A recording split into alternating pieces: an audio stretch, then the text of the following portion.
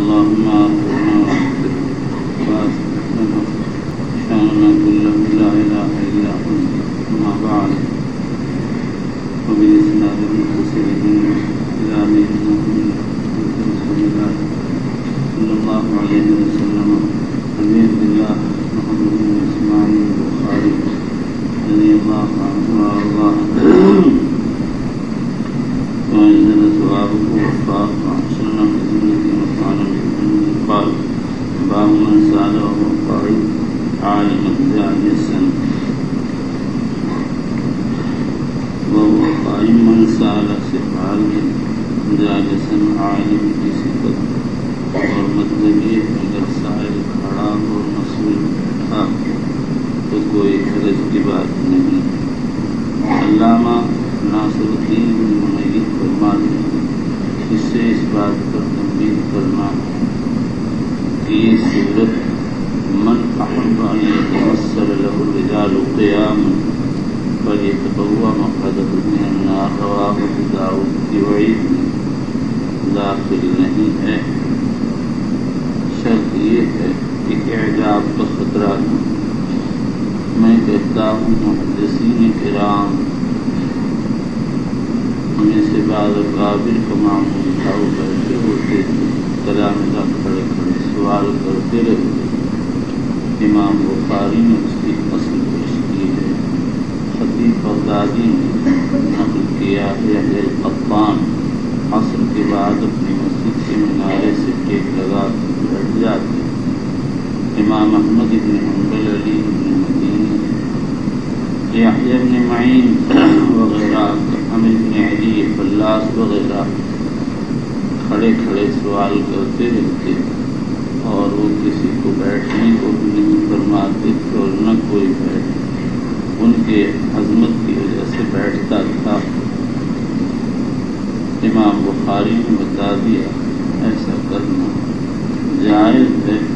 شرط وہی ہے جو ذکر کی گئی، یعنی اعجاب کا خطرہ یا مصلحت کی وجہ سے جگہ تنگ یا کھڑے ہو کر سوال کرنے میں آسانی. اسی کے ساتھ امام بخاری نے یہ بھی بتا دیا کہ کھڑے کھڑے سوال کرنا بے اعتنائی کی علامت نہیں ہے. اور یہ جو خطیب نے امام مالک سے نقل کیا کہ ان سے پوچھا گیا لم تکتب عن عمرو بن دینار، تو انہوں نے کہا اتیتہ الناس یکتبون عنہ قائما فاجللت حدیث رسول اللہ صلی اللہ علیہ وسلم. اسی طرح کا قصہ ان کو ابو حاتم کے ساتھ پیش آیا. اس میں خود وجہ بھی ذکر کی گئی، یعنی امام مالک رحمۃ اللہ علیہ یہ سمجھتے تھے کہ حدیث کی شان کے مناسب کھڑے کھڑے لکھی جائے. یہ ان کا حال ہوگا. ضرورت کے وقت کھڑے کھڑے لکھنے میں کوئی حرج کی بات. اور یہ بھی کہا جا سکتا ایک تو مطلق مجلس حدیث میں نقل کرنا، وہاں تو لوگوں کو بیٹھ کر سننا اور لکھنا چاہیے، اور ایک ہے سوال کر لینا، اس کی گنجائش ہے. واللہ اعلم. چلیے. بسم الله الرحمن الرحيم. وبالاسناد المتصل من الى امير المؤمنين في حديث رسول الله صلى الله عليه وسلم ابي عبد الله محمد بن اسماعيل البخاري رضي الله تعالى عنه قال: حدثنا عثمان قال حدثنا جرير عن منصور عن ابي وائل عن ابي موسى قال: جاء رجل الى النبي صلى الله عليه وسلم فقال: يا رسول الله ما القتال في سبيل الله؟ فان احدنا يقاتل غضبا ويقاتل حمية. فرفع اليه راسه قال: وما رفع اليه راسه الا انه كان قائما. فقال: من قاتل لتكون كلمة الله هي العليا فهو في سبيل الله. يقاتل غضبا، بعض لوگ محض غصے کی وجہ سے کسی سے کے مقابل میں تلوار لے کے آ جاتے ہیں. وَيُقَاتِلُ حَمِيَّةً، بعض لوگ صرف اپنی خاندانی غیرت و حمایت کے لیے آ جاتے ہیں. حضور صلی اللہ علیہ وسلم نے فرمایا: من قاتل لتكون كلمة الله هي العليا فهو في سبيل الله. جو اللہ کے راستے اللہ کا کلمہ بلند کرنے کے لیے جہاد کرے وہ اللہ کے راستے میں جہاد کرنے والا. تیمور لنگ نے جب حلب میں علماء حلب اور مسلمانان حلب کو قتل کرا کشتوں کے پشتے لگوائے اور باقی ماذا علماء کو بلا کر پوچھا قتلاکم فی النار اور قتلانا، تو علماء گھبرا گئے۔ علامہ ابن شیخ حنفی نے جواب دیا کہ حضور اکرم صلی اللہ علیہ وسلم سے یہ سوال کیا گیا تھا، آپ نے اس کا جواب دیا ہے۔ کہا گیا ان احدنا یقاتل غضبا ویقاتل حمیۃ فایہم فی سبیل اللہ، حضور نے فرمایا من قاتل لتکون کلمۃ اللہ العلیہ فی سبیل اللہ، جو اعلاء کلمۃ اللہ کے لیے قتال کرے وہ اللہ کے راستے کا مجاہد ہے۔ تیمور خاموش ہو گیا۔ چلیے وبالاسناد المتصل منا الى امير المؤمنين في حديث رسول الله صلى الله عليه وسلم ابي عبد الله محمد بن اسماعيل البخاري رضي الله تعالى عنه قال باب السؤال والفتيا عند رمي الجمار۔ رمی جمار کے وقت مسئلہ پوچھنا اور عالم کا مسئلے کو جواب دینا دونوں جائز۔ اس کے بارے میں یہ نہیں کہا جا سکتا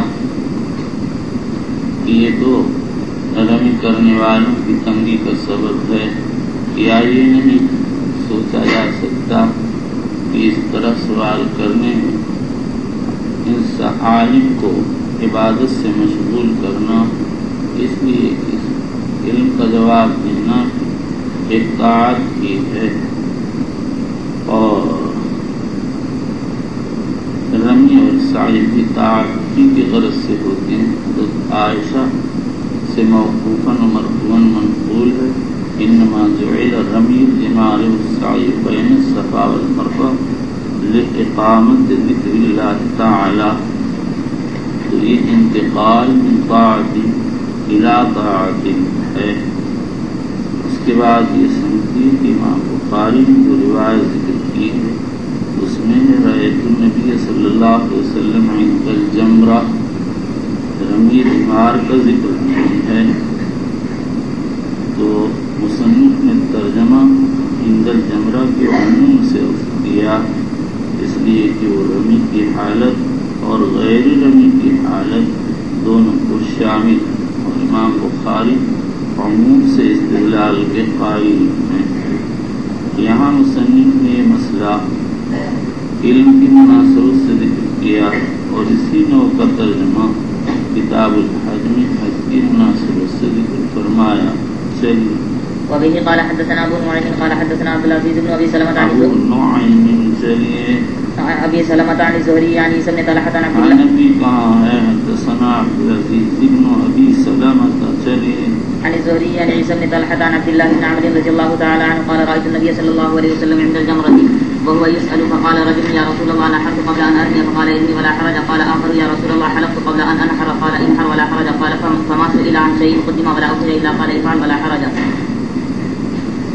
وبه قال وبإسناد المتصلين إلى أمير المؤمنين في حديث رسول الله صلى الله عليه وسلم أبي عبد الله محمد بن إسماعيل البخاري رضي الله تعالى عنه قال باب قول الله تعالى وما أوتيتم من العلم إلا قليلا۔ امام بخاری اللہ حضرت شیخ الہند رحمۃ اللہ علیہ فرماتے ہیں کہ امام بخاری اس ترجمۃ الباب سے تواضع کا طریقہ تنقید کرتے اور عالم کو ادب سکھاتے ہیں۔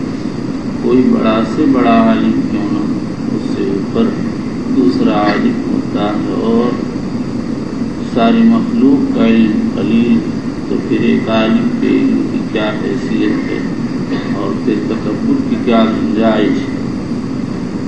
علامہ عینی رحمۃ اللہ علیہ فرماتے ہیں کہ امام بخاری نے اس سے یہ بتایا ہے کہ بعض علوم ایسے جس کا کو کسی کو نہیں بتایا گیا، جو اللہ کے ساتھ خاص گویا غیر حق سے علم غیب کی نفی مقصود ہے۔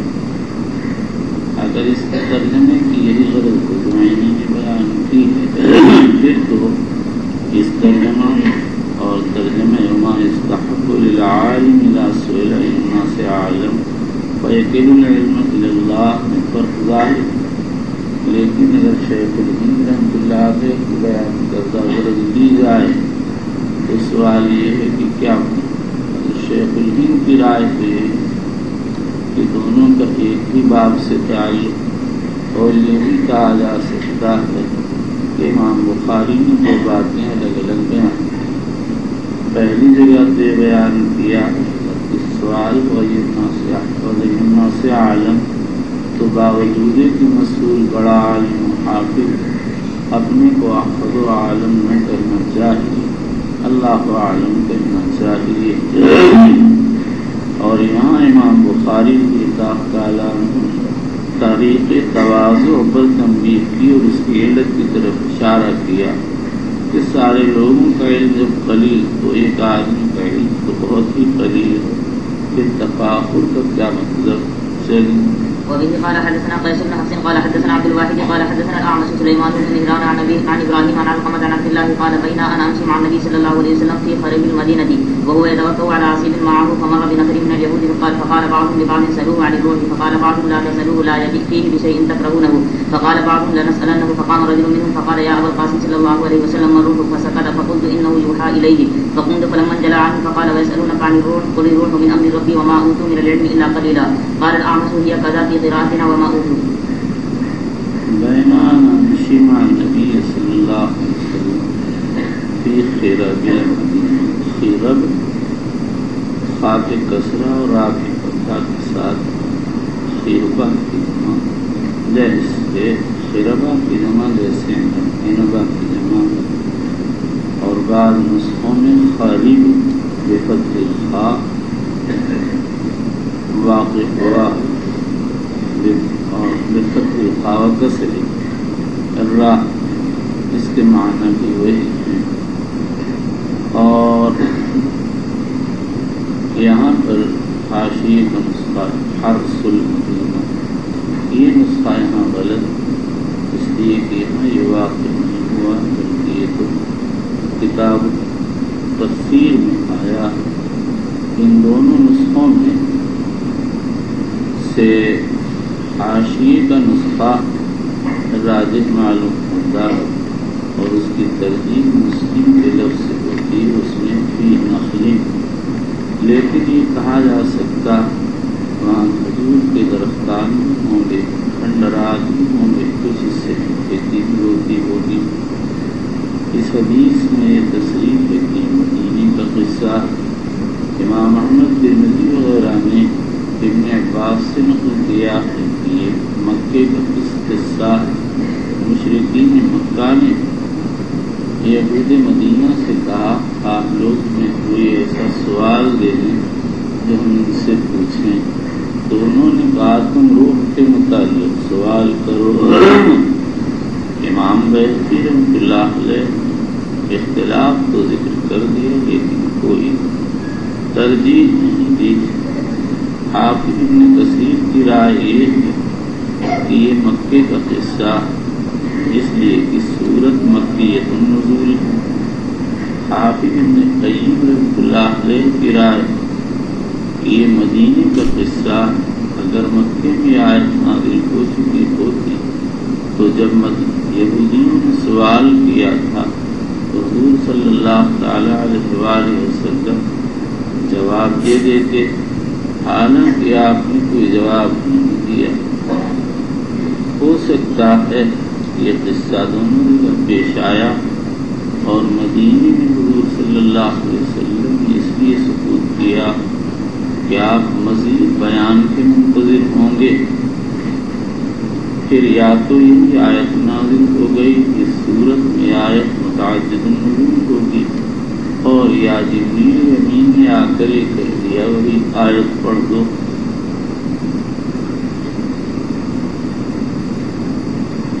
وَهُوَ يَتَوَكَّلُ عَلَىٰ عَصِيبٍ، عصیب کھجور کی شاخ، فَمَرَّ بِنَفَرٍ مِّنَ الْيَهُودِ، اس روایت میں ہے کہ حضور صلی اللہ علیہ وسلم کا گزر یہودیوں کے پاس میں، اور کتاب الاعتصام توحید میں آئے گا مر الیہود، یہودی گزرے، دونوں میں کوئی تنافی نہیں، آپ ادھر سے تشریف لے چلے ہوں گے، ادھر سے یہودی سوال کے لیے آ رہے ہوں گے۔ فقال بعض لبعض سألوه عن الروح، فقال بعضهم لا رسول بعض یہودیوں نے کہا روح کے متعلق معلومات تو دوسرے بعض کہنے لگے نہ پوچھو لا یتی فیہ بشیء تکرہونہ ایسا نہ ہو کہ کوئی ایسا جواب دے دیں جس کو تم پسند نہ کرو. فقال بعضهم لنسألنہ ہم تو پوچھیں گے. ایک آدمی نے کہا یا ابا القاسم مر روح فسکت. حضور صلی اللہ علیہ وسلم نے سکوت کر لیا. فقلت انہ یوحی میں نے آثار سے سمجھ لیا آپ پر وحی نازل ہو رہی ہے. جب آثار وحی دور ہوئے تو حضور نے فرمایا ویسألونک عن الروح قل الروح من امر ربی ما اوتیتم من العلم الا قلیلا. آیا حضور صلی اللہ علیہ وسلم روح کا علم دیا گیا تھا یا نہیں؟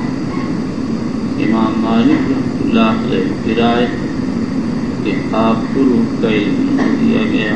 بکر بن مضر کہتے ہیں یہودی کہتے تھے کہ ان سے روح کے متعلق معلومات کرو اگر یہ اس کے بارے میں لب کشائی کرے تو یہ نبی نہیں ہے. آیا حضور صلی اللہ علیہ وسلم کو روح کا علم عطا ہوا اور آپ روح کی حقیقت جانتے تھے یا نہیں جانتے تھے؟ اس میں اختلاف ہوئی. جماعت کو کہتی کہ آپ کو روح کا علم نہیں دیا گیا. یہی مالک اور بکر بن مضر کی رائے. ایک دوسری جماعت کہتی کہ آپ کو علم دیا گیا. امام غزالی اور علامہ نے اسے اختیار کیا. پھر اس کے بعد یہ اختلاف کہ آیا آپ نے جواب بھی دیا یا نہیں دیا. امام غزالی تو کہتے ہیں کہ انہوں نے بس طریق تعنت سوال کیا اس لیے آپ نے جواب نہیں دیا اعراض کر لیا. اور امام ابو القاسم سہیلی فرماتے ہیں کہ حضور پاک صلی اللہ علیہ وسلم نے جواب دیا اور اللہ نے جواب کی تعلیم کی. فرمایا قل الروح من امر ربی روح میرے رب کے امر سے. امر کے معنی یہاں تشریع ہے اور مطلب یہ ہے کہ روح ایسی چیز ہے جس کو نہ آدمی فلسفے سے سمجھ سکتا نہ امور طبیعیہ سے سمجھ سکتا نہ اور کسی چیز سے. اگر اس کا سمجھنا درکار ہے تو شریعت کو قبول کرو. شریعت میں آؤ سمجھ میں آ جائے گی. اور شرعی نصوص سے بات ثابت کہ روح اللہ کی مخلوقات میں سے مخلوق ہے. روح قبض کی جاتی ہے. اچھی روح منعم ہوتی ہے اور دوسری روح معذب ہوتی ہے. من امر ربی یہاں پر لفظ امر آیا. ایک بحث شروع ہو گئی کہ دو عالم ہیں ایک عالم امر اور ایک عالم خلق اور اس کو آیت کریمہ علی الخلق والامر سے ثابت کیا گیا. اور پھر آگے گفتگو کی کہ عالم خلق و امر کیا ہے. سفیان بن عیینہ محمد بن کعب قرظی امام احمد بن حنبل عبدالسلام بن عاصم وغیرہ کو فرماتے ہیں کہ الامر فوق العرش اور الخلق تحت العرش. اور امام غزالی فرماتے ہیں عالم غیب عالم امر اور عالم شہادت عالم خلق ہے. اور مفسرین کہتے ہیں عالم تشریع عالم امر عالم تکوین عالم خلق ہے. محی الدین ابن عربی کہتے ہیں جو چیز براہ راست پیدا ہوا عالم امر براہ راست اللہ کے کن سے پیدا ہوا عالم امر سے اور جو کسی چیز کے واسطے سے پیدا ہوا عالم خلق سے ہے. اور حضرت تھانوی رحمۃ اللہ علیہ نے صوفیہ سے نقل کیا ہے کہ مجردات عالم امر ہیں اور مادیات عالم خلق میں. قال الأعمش هي كذا في قراءتنا وما اردو، لیکن یہ قراءات سبعہ میں سے نہیں ہے. اس کے بعد یہاں ایک بحث یہ ہے کہ یہودیوں نے جو اس روح کے متعلق سوال کیا اور قرآن اس کا تذکرہ اس روح سے کیا مراد، اس میں مختلف اقوال ہیں. فخر الدین رازی قاضی میربی کہتے ہیں کہ روح حیات کے متعلق سوال کیا. ابن کثیر نے یہ اکثر سے نقل کیا. سہیلی قرطبی کہتے ہیں روح انسان کے متعلق سوال تھا.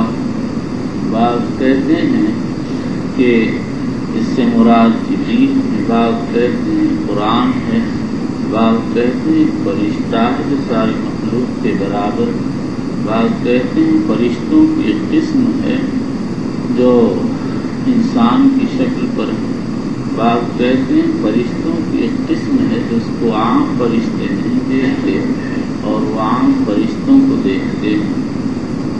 اور ان میں سے اکثر اقوال پر اعتراض پڑتا ہے.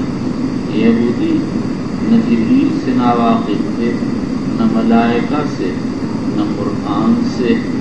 حافظ ابن قیم کہتے ہیں کہ یہاں پر ان کا سوال اس روح کے متعلق تھا جس کو اللہ نے آیت کریمہ یوم یقوم الروح والملائکۃ صفا صفا میں ذکر کیا. راجح یہی ہے کہ انہوں نے روح انسانی روح حیات کے متعلق سوال کیا تھا. یہ روح ایسی اس میں بڑا اختلاف ہے، 1000 تک اقوال ہیں. راجح یہ ہے کہ اللہ کی مخلوقات میں سے ایک لطیف مخلوق ہے جو بدن انسانی میں سرایت کرتی ہے، جس سے اس میں حیات آتی ہے اور موت کے وقت اس کو نکال لیا جاتا ہے. اسی کو اعتزاز اور تنعم حاصل ہوتا ہے. وہی عذاب کا محل ہوتی ہے اور عذاب کو محسوس کرتی ہے. وبالإسناد المتصل إلى أمير المؤمنين في حديث رسول الله صلى الله عليه وسلم أبي عبد الله محمد بن إسماعيل البخاري رضي الله تعالى عنه قال: باب من ترك بعض الإتيان مخافة أن يقصر فهم بعض الناس فيقعوا في أشد منه. حضرت امام بخاری اللہ علیہ اس ترجمۃ الباب سے معین کو تنبیہ کی ہے کہ اگر کسی امر اولا کے اختیار کرنے سے کسی کے مغالطہ میں پڑ جانے کا اندیشہ تو امر اولا کو چھوڑ دینا چاہیے. دیکھو جب حضور صلی اللہ علیہ وسلم نے مکہ فتح کر لیا اور آپ سے کہا گیا کہ آپ کعبۃ اللہ کو ابراہیم علیہ السلام کی تعمیر کے مطابق بنا دیں، تو آپ نے اس کو منظور نہیں کیا کیونکہ خطرہ تھا کہ قریش بدگمانی میں مبتلا ہوں اور یہ سوچیں کہ ہمارے مقاصد اور کارناموں کو مٹا رہے ہیں.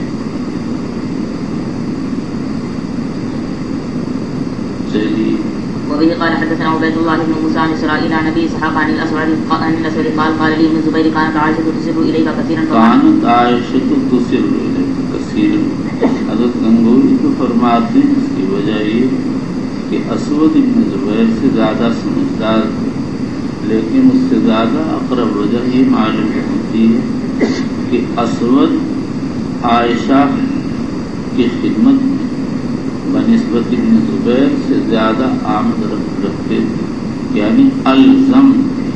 اور یہ اساتذہ کا یہ قاعدہ ہے کہ جو تعلیم ان کی خدمت میں بار بار آتا جاتا اور کثرت سے آمد رکھتا وہ اس کو بہت سی ایسی باتیں بتا دیتے ہیں جو دوسروں کو نہیں بتاتے ہیں، کیونکہ دوسروں کو وہ مواقع نہیں میسر آتے ہیں. فما حدثتك في الكعبة قلت قالت یہ سوال اس وقت کیا جب جیش شامی نے حملہ کیا اور کعبہ پر زمین لگائی اور پردہ کعبہ کے جل جانے سے کعبہ جل گیا تو حضرت ابن زبیر نے کعبہ کی تعمیر نو کا ارادہ کیا۔ مسلم شریف میں تصریح ہے، ابن عباس وغیرہ اکثر کی رائے یہ تھی کہ اس کی مرمت کر دی جائے، اسی حال میں چھوڑ دیا جائے، لیکن ابن زبیر غالب تھے، انہوں نے تعمیر نو کا ارادہ کر لیا اور تعمیر کی۔ چلیے قال النبي صلى الله عليه وسلم يا عائشة لولا ان قومك حديث وعد قال ابن زبير بكفر لا نقصت الكعبة قال ابن زبیر بکفر، ہو سکتا ہے کہ حدیث و عہد تک کوئی اسود کو یاد ہو، اس کے بعد بھول گئے، زبیر نے یاد دلا دیا۔ اب ان روایتوں میں اسود سے پوری حدیث منقول ہے، اس میں ادراج مانا جائے گا، اور یہ بھی ہو سکتا ہے کہ ابن زبیر نے صرف بکفر کا لفظ یاد دلایا، باقی ساری روایت اسود نے بیان کی ہو۔ فجعلت لها بابين بابا يدخل الناس وبابا يخرجون منه ففعله ابن زبیر۔ ابن زبیر نے اپنے زمانے میں کر دیا۔ ابن زبیر نے کعبہ کی تعمیر جدید سن 64 میں کی ہے، اور ایک روایت میں سن 65 کا ذکر ہے۔ ابتدا سن 64 میں ہوئی اور تکمیل سن 65 میں ہوئی، اور بنا ابراہیم کے مطابق بنا دیا۔ لیکن جب عبد الملک حجاج غالب آیا اور ابن زبیر شہید ہو گئے تو حجاج نے عبد الملک کو خط لکھ کر ساری صورتحال سے آگاہ کیا۔ اس نے کہا بلندی کو تو اپنے حال پر باقی رکھو اور حتیم کو نکال دو اور مغربی دروازہ بند کر دو۔ یہی کیا گیا، آج اسی شکل پر موجود ہے۔ یہی شکل عہد نبوت میں تھی۔ شاید اللہ کو یہ منظور تھا کہ جس شکل کو اللہ کے آخری نبی نے دیکھا، اس کی طرف نماز پڑھی اور اس کا طواف کیا، وہی شکل تا قیامت باقی رہے۔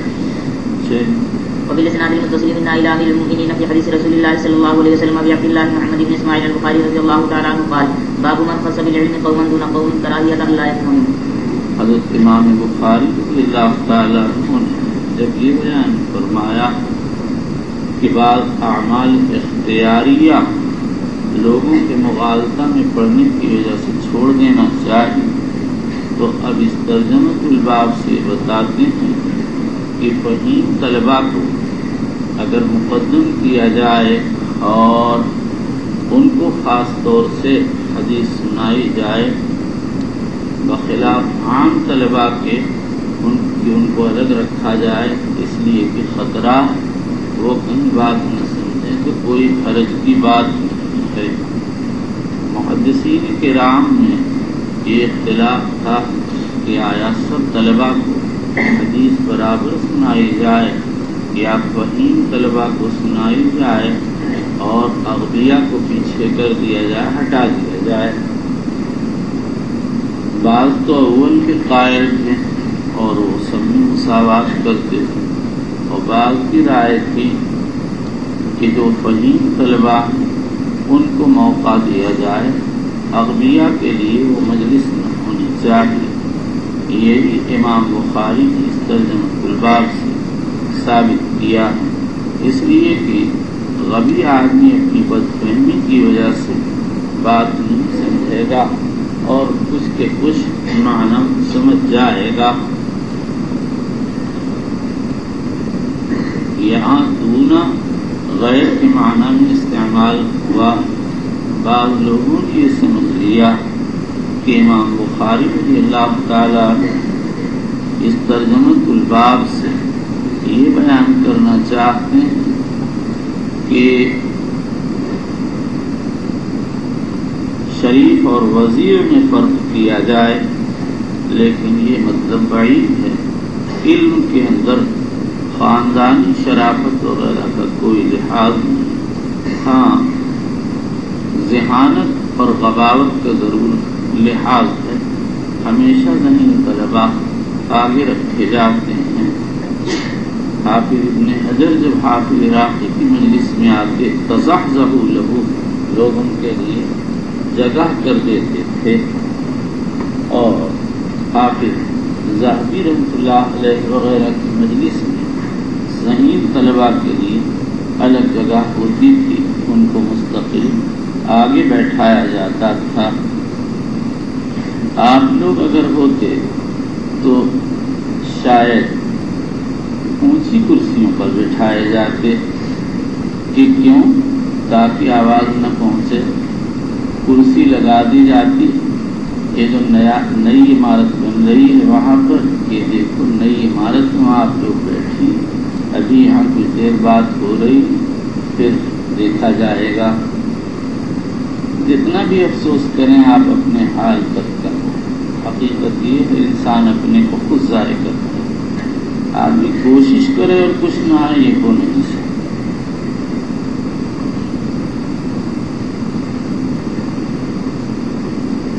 چلیے وقال علي رضي الله تعالى عنه حدث الناس بما يعرفون تحبون ان يكذب الله ورسوله حدثنا لوگوں کے سامنے ایسی بات بیان کرو جس کو وہ پہچانتے ہیں۔ کیا تم یہ چاہتے ہو کہ اللہ و رسول کی تکذیب کی جائے؟ یعنی لوگ بات نہیں سمجھیں گے، انکار کریں گے، اللہ و رسول کی کلام کی تکذیب کے گناہ میں مبتلا ہوں گے۔ اس سے معلوم ہوا ایسی احادیث جس سے مغالطہ کا اندیشہ عوام کے سامنے نہ بیان کی جائیں۔ اسی لیے امام مالک رحمۃ اللہ علیہ احادیث صفات کے بیان کو ناپسند کرتے تھے۔ امام احمد رحمۃ اللہ علیہ ایسی احادیث کے بیان سے گریز کرتے اور ناپسند کرتے تھے جس کے ظاہر سے فروض علی السلطان یعنی بغاوت کا مفہوم نکلتا۔ امام ابو حنیفہ اور ابو یوسف احادیث غرائب کے بیان کو ناپسند کرتے تھے، کیونکہ اکثر ایسی حدیثیں غلط اور کذب ہوتی ہیں۔ چلیے حدثنا به عبید اللہ وبه قال حدثنا چلیے وبه قال حدثنا به عبید اللہ بن موسیٰ معروف عن ابی طفیل عن علی بھی ہے آپ کے ہیں خود ہی اضافہ کیا۔ چلیے عن ابي طفيل عن علي رضي الله تعالى عنه وبه قال حدثنا اسحاق بن ابراهيم قال اخبرنا معاذ بن هشام قال حدثني ابي عن قتادة قال حدثنا انس بن مالك ان النبي صلى الله عليه وسلم میری نگاہ وہاں ٹھیک ہے بھی دسنا بھی چلو ان انس بن مالك ان النبي صلى الله عليه وسلم معاذ رديفه على ظهره فقال يا معاذ ومعاذ ردیف، یہ معاذ بضم المیم ہے، سمعانی ابن اسیر وغیرہ نے تصریف کی ہے، اور یہ لوگوں نے اس کو معاذ کہا پڑھا ہے بفتح میں، ان کو اس تصریف کا علم نہیں تھا۔ چلیے قال يا معاذ بن جبل قال لبيك يا رسول الله وسعديك قال يا معاذ قال لبيك لبیک یا رسول اللہ یا معاذ بن جبل، معاذ کو مرفوع منصوب دونوں پڑھ سکتے ہیں، اور ابن بہرحال منصوب ہے۔ لبیک یا رسول اللہ وسعدیک، لبیک کی اصل ہے لبین لک، یعنی میں بار بار خدمت میں حاضر، وسعدیک اے اسعدک اسعاد بعد اسعادک، یعنی آپ کی مساعدت اطاعت کے لیے حاضر ہوں۔ چلیے قال يا معاذ قال لبيك يا رسول الله وسعديك قال يا معاذ قال لبيك يا رسول الله وسعديك ثلاثا قال ثلاثا یعنی سوال و جواب 3 مرتبہ کہا گیا۔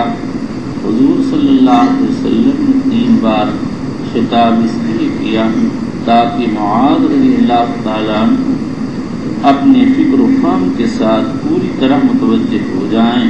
چلیے قال ما من احد يشهد ان لا اله الا الله وان محمد رسول الله صدقا من قلبه الا حرمه الله على النار قال ما من احد يشهد ان لا اله الا الله وان محمد رسول الله صدقا من قلبه، جو کوئی بھی گواہی دے لا الہ الا اللہ محمد رسول اللہ کی قلب صادق سے، صدقا من قلبه، صدقا اگر یشہدو کے متعلق ہو تو شہادت قلبی مراد ہوگی، اور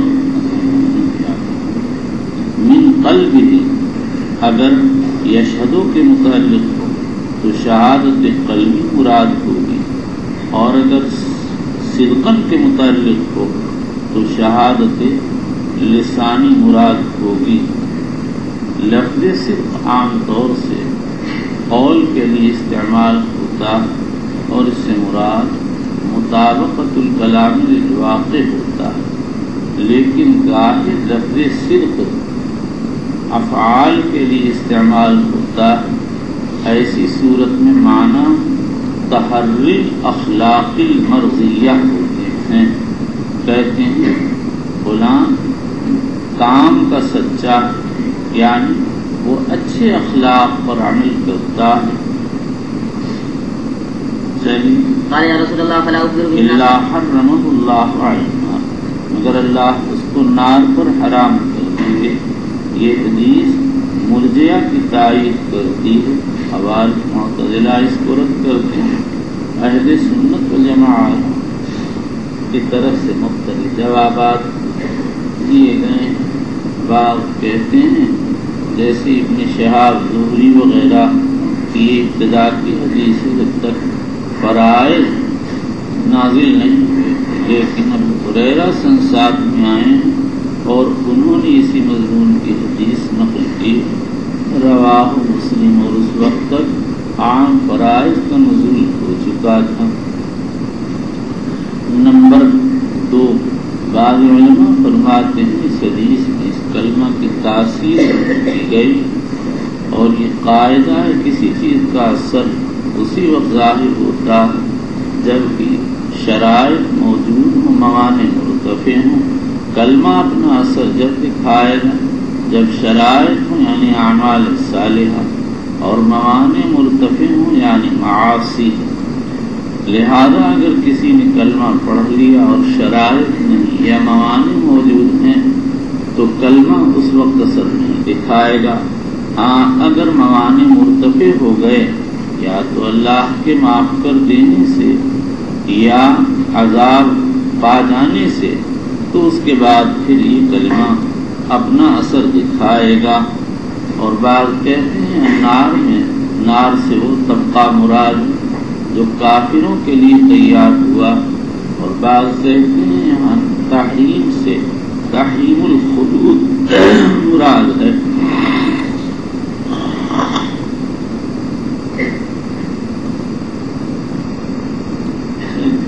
قال یا رسول اللہ فلا اخبر به الناس فيستبشرون قال اذا يتكلوا واخبر بها معاذ اگر ان کو خبر دے دی جائے تو وہ اعتماد کر کے اعمال کوتاہی شروع کر دیں گے۔ حضور صلی اللہ علیہ وسلم نے کوتاہی کے خوف سے بیان کرنے سے روک دیا۔ چلیے واخبر بها معاذ عند موته تأسما، حضرت معاذ رضی اللہ عنہ نے اپنی وفات کے وقت اس کی اطلاع دے دی۔ تعصب گناہ کے خوف سے، تعصب باب تفاعل کا مصدر، باب تفاعل عام طور سے تلبس بالمادہ کے لیے استعمال ہوتا، جیسے تعبد، تزہد، تہجد اور تنسک وغیرہ، لیکن بعض وقت یہ ترک مادہ کے لیے استعمال کیا جاتا ہے، جیسے تأسم، تحرج، تحنس وغیرہ۔ تو معنی یہ ہے حضرت معاذ نے کتمان علم کے گناہ سے بچنے کے لیے اس حدیث کو بتا دیا۔ سوال یہ ہے کہ معاذ رضی اللہ عنہ کو تو حضور صلی اللہ علیہ وسلم نے خود اخبار سے منع فرما دیا، پھر یہاں کتمان علم کہاں پایا گیا جس کے گناہ کا معاذ کو خطرہ ہو گیا؟ اس کے کئی جوابات دیے گئے ہیں۔ پہلا جواب یہ ہے کہ حضرت معاذ نے حضور کی ممانعت کو نہی پر محمول نہیں کیا، بلکہ وہ یہ سمجھے کہ ان کے دل میں جو ایک عزم پیدا ہو گیا لوگوں کے اطلاع کا، اس عزم کو توڑنا مقصود ہے۔ نمبر 2، یا انہوں نے یہ سمجھا کہ یہ ممانعت تحریمی نہیں ہے، تنزیہی ہے۔ نمبر 3، یا یہ نہی تحریمی رہی ہوگی لیکن اس کے بعد ابو ہریرہ کا قصہ جو مسلم میں وارد ہوا ہے کہ حضور نے فرمایا جاؤ جو لا الہ الا اللہ کی شہادت اس باغ کے باہر دے اس کو جنت کی بشارت دو، پیش آیا ہوگا، اس سے یہ قصہ منسوخ ہو گیا ہوگا۔